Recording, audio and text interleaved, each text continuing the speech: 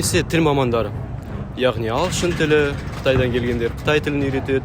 В основном они работают в сфере обслуживания, настройки и так далее.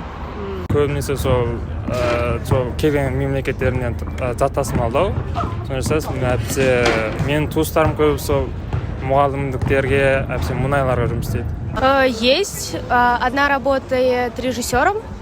Ну, училась на режиссера. Сол мектепте тренер болып жұмыс істеген, есімде баскетбол тренері болып. Ал қалғандары, шынын айтсам, стройкада өзім істегенде кездескен болатын. Қалған жақтан білмейді екен. Мен білетін жақын құрбым, мысалға, ол иллюстратор, ол заказға ақшала, сосын проекттермен бірге істейді. И тағы да басқа IT университетінде менімен бірге оқыған.